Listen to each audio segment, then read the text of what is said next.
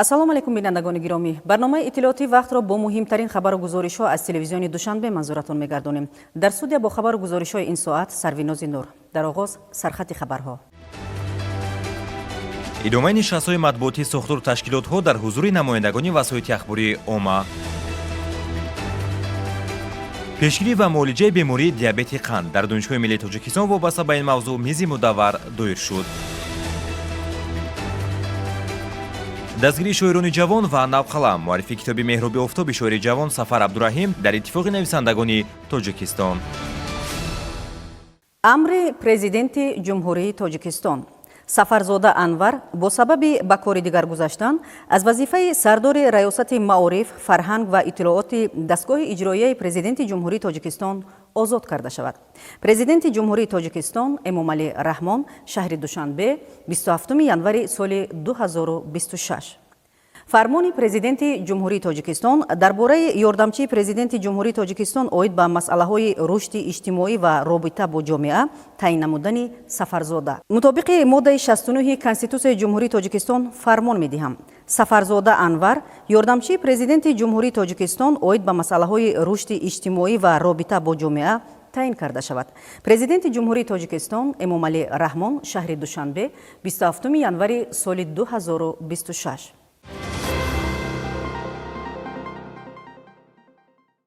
дар доираи нақшачорабиниҳои мақомоти иҷроияи ҳокимияти давлатии шаҳри Душанбе мулоқоти навбатии аъзои гурӯҳи корӣ бо сокинони маҳаллаҳои Чиноро 1, 2 ва кооперативи моликони манзили рақами 5 ноҳияи Шоҳмансур баргузор гардид.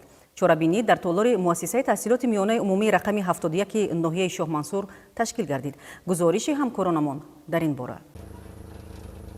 дар толори муассисаи таҳсилоти миёнаи умумии рақами 71 ноҳияи Шоҳмансур бо мақсади шарҳу тавзеҳи муҳтавои паёми президенти ҷумҳурии Тоҷикистон муҳтарам Эмомалӣ Раҳмон мулоқоти навбатии гурӯҳи таблиғотии мақомоти иҷроияи ҳокимияти давлатии шаҳри Душанбе бо сокинону фаъолони ноҳияи Шоҳмансур доир гардид. зимни баромади намояндаи мақомоти иҷроияи ҳокимияти давлатии ноҳияи Шоҳмансур ишора ба паём гуфта шуд ки ҳукумати мамлакат дар сиёсати иҷтимоии худ масъалаҳои марбут ба занонро дар меҳвари фаъолияти рӯзмарра қарор дода барои рушди ин самти муҳим мунтазам тадбирҳои судманд меандешад. мо нақши бонувону занон ва духтарони бонангу номуси ватанро дар ҳамаи соҳаҳои ҳаёти давлат ва ҷомеа ҳамеша қадрдонӣ мекунем ва аз саъю талоши онҳо ба хотири бунёди ояндаи ободу осудаи кишварамон ифтихор дорем. масъалаи баландбардоштани мақоми занону бонувон ва тарбия кардану ба вазифаҳои роҳбарикунанда таъин намудани бонувону духтарони лаёқатманд дар маркази диққати ҳукумати мамлакат қарор дорад ва мо ин сиёсатро дар оянда низ идома медиҳем. бовар дорам ки занону бонувони мамлакат барои тарбияи фарзандон дар рӯҳияи омӯхтани илму дониш ва касбу ҳунар, риояи қонунҳои миллӣ дар бораи танзими анъана ва ҷашну маросим ва дар бораи масъулияти падару модар дар таълиму тарбияи фарзанд, расму оинҳо ва суннату анъанаҳои мардуми бостонии тоҷик аз ҷумла сарфаю сариштакорӣ ва пӯшидани либосҳои миллӣ саъю кӯшиши бештар ба харҷ медиҳанд. инчунин зимни баромади дигари иштирокчӣ ишора ба паём гуфта шуд ки маҳз сулҳу субот, амнияту осоиш ва волояти қонун имкон дод ки мо рушди босуръати иқтисодиву иҷтимоӣ ва фарҳангиву сиёсии кишварро таъмин карда сатҳи неку аҳволии халқро баланд бардорем. агар дар ҷомеа ваҳдату ҳамдигарфаҳмӣ, сулҳу суботи устувор ва волояти қонун набошад, мо ба ягон ҳадафи неки худ намерасем ва ягон нақшаи мо амалӣ намегардад. инро бояд хурду бузурги мамлакат дар хотир дошта бошанд. бинобар ин сохторҳои низомӣ ва мақомоти ҳифзи ҳуқуқ бояд вазифаи худро дар самти ҳимояи суботу оромии ҷомеа, амнияту осоиши давлат ва мардуми Тоҷикистон бо садоқат ба давлат ва халқи кишвар таъмин намоянд.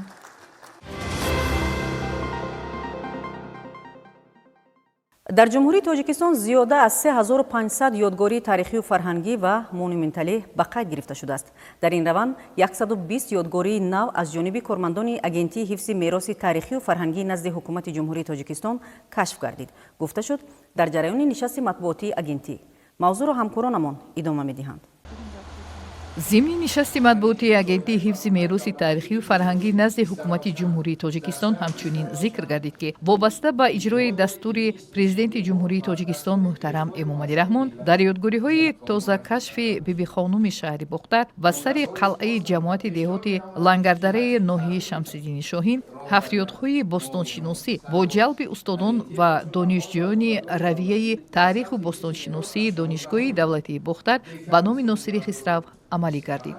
агентӣ ба кормандони институти таърих, бостоншиносӣ ва мардумшиносӣ ба номи Аҳмади Дониши Академияи миллии илмҳои Тоҷикистон, Ниҳоди агентӣ, Донишгоҳи миллӣ, Осорхонаи миллӣ, Донишгоҳи давлатии Хуҷанд ба номи Бобоҷон Ғафуров, Пойгоҳи бостоншиносии Панҷакен Саразм ва Осорхонаи 5500-солагии Саразм, Осорхонаи ҷумҳуриявии таърихии кишваршиносӣ ба номи Рӯдакӣ, Осорхонаи миллии бостонӣ дар маҷмӯъ 31 иҷозатномаи бостоншиносӣ барои корҳои ҳафриётии муштараки ватанӣ ва хориҷӣ додааст. тибқи дастури президенти мамлакат муҳтарам Эмомалӣ Раҳмон ва бо пешниҳоди роҳбари дастгоҳи иҷроияи президенти ҷумҳурии Тоҷикистон, директори агентӣ дар чорабиниҳои илми фарҳангӣ бахшида ба 700-солагии ғазалсарои бузурги форсу тоҷик Ҳофизи Шерозӣ ва рӯзи Шашмақом 11-14 июни соли 2025 дар қароргоҳи ЮНЕСКО дар шаҳри Парижи Фаронса иштирок ва суханронӣ намуд.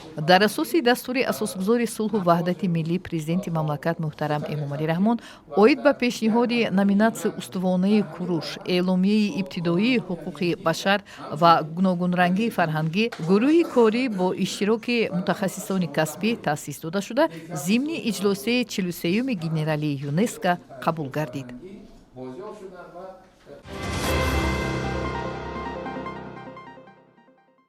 саридораи геология назди ҳукумати ҷумҳурии тоҷикистон дар соли 2025 омӯзиши геологии қари заминро тибқи барномаи давлатии рушди соҳаи геологияи ҷумҳурии тоҷикистон барои солҳои 2021-2030 амалӣ намуд. корҳои омӯзиши геологӣ аз ҳисоби маблағҳои буҷети давлатӣ аз рӯи 32 лоиҳа ба маблағи 21756 000 сомонӣ дар объектҳои металлҳои сиёҳ, ранга, қиматбаҳо, нодир, сангҳои худҷило ва ороишӣ, гидрогеология, геологияи муҳандисӣ ва геоэкология ба роҳ монда шуд. қайд гардид зимни нишасти матбуотии саридораи геологияи назди ҳукумати ҷумҳурии тоҷикистон. сардори саридораи геология назди ҳукумати ҷумҳурии тоҷикистон дар баромади худ қайд кард ки дар давраи ҳисоботии зерсохторҳои саридора корҳои мукаммалу ҳамаҷонибаи омӯзишии геологӣ аз ҷумла гузарондани хайтсарҳои ҷустуҷӯӣ бо мушоҳидаҳои радиометрӣ, аксбардории топографӣ ва геологӣ, инкишофи геофизикӣ, корҳои хандаканӣ, тозакунӣ ва ҳуҷҷатгузории буришҳо, маҳакбардорӣ, коркарду таҳлили маҳакҳо, корҳои муҳандисӣ оид ба сохтмон ва барқарорсозии роҳҳо, омодасозии майдончаҳои пармакунии пармачоҳо ва дигар корҳои ёрирасонро ба анҷом расониданд. воҳидҳои сохтории саридора дар баробари лоиҳаҳои барномавӣ корҳои омӯзишии геологиро дар асоси шартнома бо ҷамъияту ширкатҳои ТВ Душанбе, саноати кӯҳӣ, ширкати кӯҳии саноатии Тоҷикистону Хитой, Зарафшон, Талкогол, Рушди энержии Хайтов ва ғайра дар объектҳои иҷозатномавии онҳо иҷро намуданд, гуфта шуд зимни нишасти матбуотӣ. дар саридораи геология ва воҳидҳои сохтории он 583 корманд, хизматчони давлатӣ 47 нафар кор мекунанд. аз он ҷумла роҳбарон 106 нафар, мутахассисон 234 нафар ва коргарон 243 нафарро ташкил медиҳанд. дар байни кормандони соҳа 304 нафар мутахассисони дорои маълумоти олӣ, 11 нафар маълумоти олии нопурра, 121 нафар дорои маълумоти миёнаи махсус, 147 нафар маълумоти миёна мебошад. дар давраи ҳисоботӣ дар баррасии комиссияи давлатӣ оид ба захираҳои канданиҳои фоиданоки ҷумҳурии Тоҷикистон 84 мавод қарор дошт ки аз онҳо ҳисоботи геологии кони тилло 1 адад, гаҷсанг 1 адад, конҳои канданиҳои фоиданоки маъмул 53 адад, бозҳисобкунии захираҳои конҳо 14 адад, боз иктишофии захираҳо 1 адад, ҳисоби фаврии захираҳо 2 адад ва афзоиши захираи конҳо 5 адад, корҳои тафтишотӣ ва азнавбаҳодиҳӣ 1 адад, азнавбаҳодиҳии захираҳо 2 адад, корҳои ҷустуҷӯи арзёбӣ ва иктишофи қаблӣ 1 адад, омӯзиши геологӣ такрорӣ 1 адад, баррасии такрорӣ 1 адад мебошад. дар асоси ҳисоботи аз экспертизаи давлатии гузашта захираҳои канданиҳои фоиданок аз қабили тилло, нуқра, ангишсанг, мармар, гранит, гаҷсанг, оҳаксанг, регсанг, хок, гил ва омехтаи регу шағал тасдиқ гардида ба тарози давлатӣ гузошта шуданд. дар хадамоти назорати давлатӣ бехатарии корҳо дар саноат ва соҳаи коҳкорӣ назди ҳукумати ҷумҳурии тоҷикистон нишасти матбуотӣ доир гардид. иттилоъ дода шуд, ки дар давраи ҳисоботӣ 3991 корхона ва 17779 объект ба қайд гирифта шудааст. барои бартараф кардани қоидавайронкуниҳо дар корхонаҳои зериназоратӣ 49 санад нишондод пешниҳод гардид. ҳамчунин зимни нишаст иттилоъ дода шуд, ки аз ҷониби 8 нозироти давлатии марказӣ ва 3 нозироти комплексии назорати бехатарии саноатӣ дар вилоятҳои Суғду Хатлон ва вилояти Мухтори Кӯҳистони Бадахшон дар корхона ва объектҳои ба қайд гирифта шуда 49 назорати техникӣ, аз ҷумла 23 назорати нақшавӣ ва 26 назорати ғайри нақшавӣ гузаронида шудааст. ҳангоми гузарондани назорати техникӣ мутахассисони хадамот 680 банди вайронкуниҳои санадҳои меъёрии ҳуқуқиро ошкор карданд.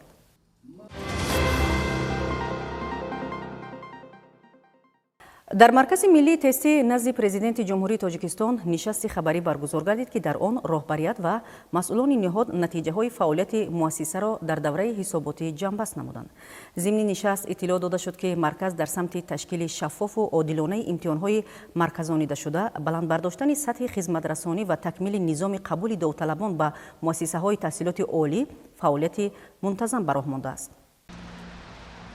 соли 2025 барои қабули донишҷӯён ба муассисаҳои таълимии таҳсилоти олияи касбӣ тавассути имтиҳонҳои марказонидаи дохилшавӣ тибқи нақшаи қабули донишҷӯён 70730 ҷой ҷудо гардида буд, ки он нисбат ба ҳамин нишондиҳандаи соли 2024 2396 ҷой зиёд аст, гуфта шуд дар нишасти хабарии маркази миллии тестии назди президенти ҷумҳурии тоҷикистон ба хабарнигорон. эътилоъ дода шуд, ки агар танҳо рамзҳои ихтисосҳоро ҳамчун меъёри асосӣ барои ҳисоби шумораи онҳо дар назар гирем, шумораи умумии ихтисосҳое, ки тибқи нақшаи қабули тасдиқ гардида барои қабули донишҷӯён ба муассисаҳои таълимӣ дар заминаи таҳсилоти умумӣ дар соли 2025 пешниҳод гардид, 867ро ташкил дод, ки он нисбат ба соли 2024 71 то зиёд аст. дар раванди нишаст ба хабарнигорон иттилоъ дода шуд, ки маркази миллии тестии назди президенти ҷумҳурии тоҷикистон бо мақсади шаффоф, дастрас ва озод баргузор кардани ба қайдгирии довталабон барои иштирок дар имтиҳонҳои марказонидаи дохилшавии 2025 дар 60 шаҳру ноҳияи ҷумҳурӣ нуқтаҳои ба қайдгирӣ, аз ҷумла дар 43 шаҳру ноҳия 47 нуқтаи доимии ба қайдгирӣ ва дар 17 шаҳру ноҳияи дигар нуқтаҳои сайёри ба қайдгирӣ ташкил гардид, ки дар онҳо истифодаи 158 истгоҳи корӣ ба роҳ монда шуд. нуқтаҳои мазкур барои фаъолият дар давраи якуми ба қайдгирии довталабон барои иштирок дар имтиҳонҳои марказонидаи дохилшавии 2025, ки аз моҳи март оғоз карда шуд,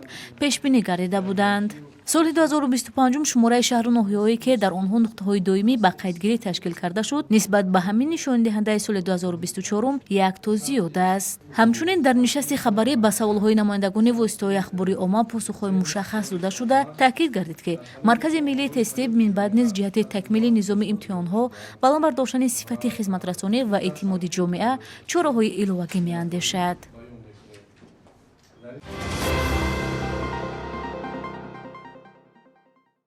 ба ифтихори 35-мин солгарди истиқлоли давлатии ҷумҳурии тоҷикистон дар иттифоқи нависандагон китоби «Меҳроби офтоби шоири ҷавон Сафар Абдурахим» бо иштироки аҳли илму адаб рӯнамоӣ шуд.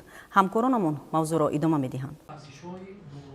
узви иттифоқи нависандагони тоҷикистон, дорандаи нишони сухани иттифоқи нависандагони тоҷикистон, ғолиби озмуни ҷумҳуриявии фуруғи субҳи донои китоб аст Сафар Абдурахим соли 2013 донишкадаи тарбияти ҷисмонии Тоҷикистон ба номи Саид Мумин Раҳимовро бо дипломи аъло хатм намуда муддати 1 сол дар раёсати ҷавонон ва варзиши шаҳри Душанбе кор кардааст. сипас ба ҳайси муаллими тарбияти ҷисмонӣ дар дабистони зодгоҳаш, инчунин мактаби байналмилалии Душанбе ва литсеи рақами 4 барои хонандагони болоиқати шаҳри Душанбе касби маош намудааст. Сафар Абдурахим аз завони толибилми дабистон буданаш ба иҷоди шеър машғул гардида, то ба имрӯз 3 китоби ӯ бо номҳои Сафинаи сафар, Номаи роҳ ва Сӯзи бемодарӣ бо зевари нашр пироста гардидаанд. намунаҳои эҷодиёташ дар китобҳои дастаҷамъӣ ҳам чоп шудаанд. китоби «Меҳроби офтоб», ки аз 106 саҳифа иборат мебошад, фарогири ашъори солҳои охир эҷод намудаи шоир мебошад. муҳаррири китоби «Мавриди назар» шоири шинохта Давлати Раҳмониён ва пешгуфтори онро шоири халқии Тоҷикистон Рустам Ваҳобзода навистааст. маҳфили рӯнамоии китоби «Меҳроби офтоб» дар сатҳи баланд баргузор шуд. дар бораи виژагиҳои ашъори ин китоб ва бозёфтҳои тозаи он муовини якуми раиси иттифоқи нависандагони Тоҷикистон Толиби Луқмон, шоирони халқии Тоҷикистон Камол Насрулло, Рустам Ваҳобзода ва Хайрандеш суханронии омӯзанда карданд. Сафар Абдурахим аз ҷумлаи шоирони хуби замони истиқлоли мост. شاعری که همسال استقلال است و در راه سخن واقعا جویندگی و کوشایی و محبت و جرأت خاص دارد. و کتاب نوی سفر عبدالرحیم که با نام مهراب آفتاب امروزها دسترس ما گردید، شعرهای در سالهای گوناگون نوشته او را فرا گرفته است و این کتاب در مجموع هنری خوب شاعری او را بازتاب می‌دهد. در راهنمایی که در اتفاق نویسندگان تاجیکستان برگزار شده ایستاده است، استادان ادبیات ما درباره بعضی پهلوهای شعر سفر عبدالرحیم اظهار نظر میکنند و آنها همشون اتفاق نظر دارند که سفر عبدالرحیم شاعر خوبی جوان امروز ما است، شاعری که نسل دوران استقلال را نمایندگی میکند. در ادامه محفل ادبیات شناسی شناخته حفیظ رحمان با آوردن بیت‌های خواندنی و شاعرانه هنر شاعری سفر را خوب ارزیابی کرد. دوستان هم قلمان شاعر بزرگمهری بهادر، بزرگمهری تاج‌الدین، نسیمبک قربانزاده، خورشید احسان و پژوهشگر نامآشنا رضا بهرامزاد درباره کتاب صحبت‌های جالب داشتند. ذکر گردید که سفر عبدالرحیم از شاعران جوانی موفق ماست و کتاب نوش عیانگر و بیانگر جویایی و پویایی پیوسته او در راه سخن است.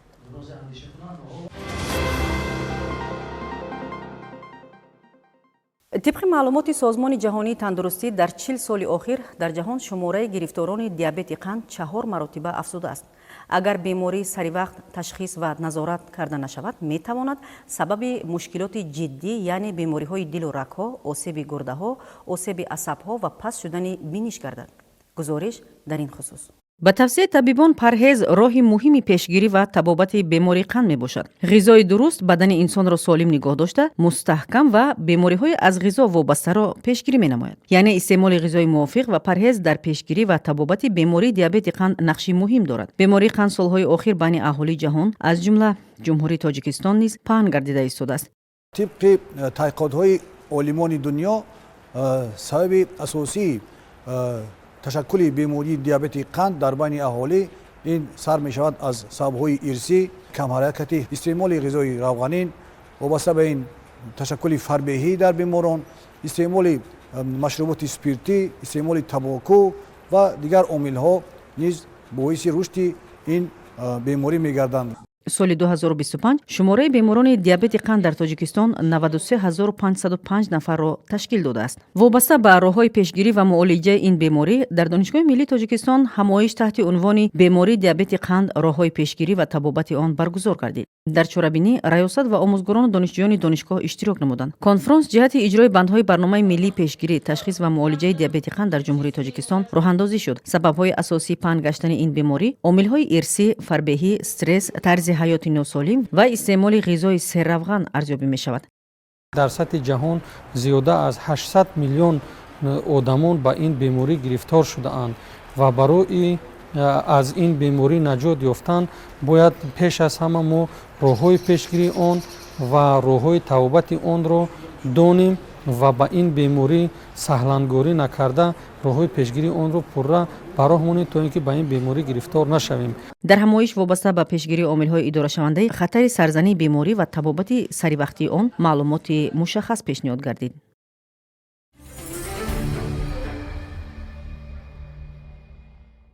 در دایره آمادگی به موسم نو فوتبال، گروه کاری کمیسیون فدراسیون فوتبال تاجیکستان جهت شناسایی با وضع تیاری دسته‌ها سفر خود را به شهر و ناحیه‌های ولایت سوخت آغاز کرد. هیئت فدراسیون فوتبال تاجیکستان عبارت از نایبان پرزیدنت فدراسیون فوتبال تاجیکستان، دیرکتور لیگ فوتبال تاجیکستان و راهبر شعبه انشاءات ورزشی فدراسیون فوتبال تاجیکستان از دسته‌های فوتبال استراوشن و اسخط بازدید کردند. توجه مخصوص به رشد فوتزال در استراوشن از نوسازی مجمع ورزشی دلیران که نام آن به عزیزان عوض می‌گردد، تشکیل و دستگیری دسته‌های فوتبال زنانه و کودکانه ظاهر کرده شد.